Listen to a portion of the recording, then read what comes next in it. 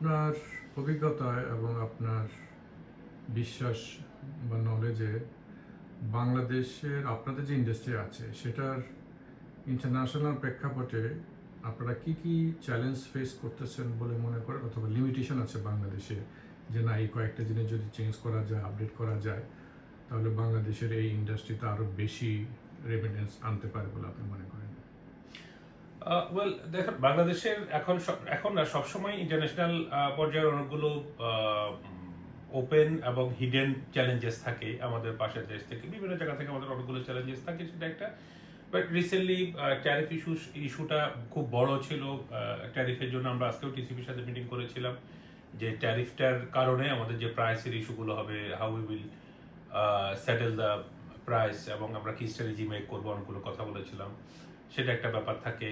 So এখনকার সময় সেটা, তারপরে হচ্ছে আমাদের ওই অন টাইম শিপমেন্ট করার জন্য যেই কস্টগুলো, ক্যারিং কস্ট, সেটা অনেক বেড়ে যাচ্ছে। সো আবার আরেকটা ছিল আগে ডলার যে রেট ফ্ল্যাকচুয়েশন, সেটা এখন অনেকটা কন্ট্রোলে বাংলাদেশ ব্যাংক যেই চমৎকার ইনিশিয়েটিভ নিয়েছে।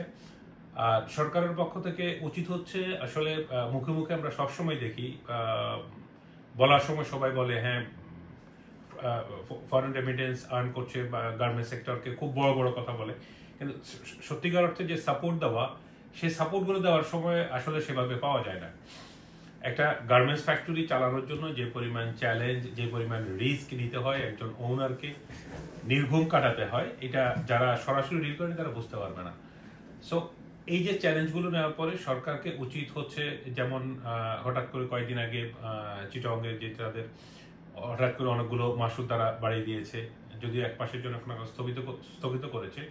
সো এই যে হুটহাট করে কোনো আলোচনা নাই, স্টেক হোল্ডারের সাথে কথা বলতে হবে, কোনো রকম কোনো ফ্যাসিলিটিস দিলেন না, হঠাৎ করে বন্ধ করে দিলেন। আবার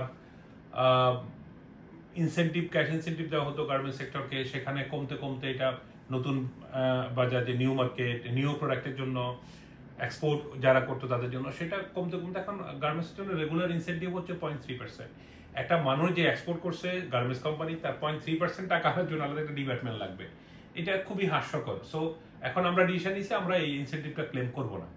সো এরকম ছোট ছোট অসংখ্য চ্যালেঞ্জ। সরকারের উচিত, আমি রিকোয়েস্ট করব সরকারকে, আগে বুঝেন যে কি সাপোর্টটা দরকার, তারপরে মাইকের সামনে বক্তব্য না দিয়ে রিয়েলি সাপোর্ট করেন, যদি দেশকে ভালোবাসেন, ইন্ডাস্ট্রিকে ভালোবাসেন।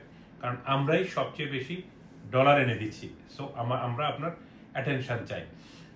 রাষ্ট্রপ্রধানের কাছে বিজিএমই, বিকেএমই এবং এফবিসিসিআই থেকে যখন ওনার অ্যাপয়েন্টমেন্ট চাওয়া হয়েছে, আমি শুনলাম গত কয়েক মাসে ওনার অ্যাপয়েন্টমেন্ট পাওয়া যায় নাই। তা কার অ্যাপয়েন্টমেন্ট? আপনি কাকে অ্যাপয়েন্টমেন্ট দিচ্ছেন? কে আপনার সাথে দেখা করছে? কেন দেখা করছে?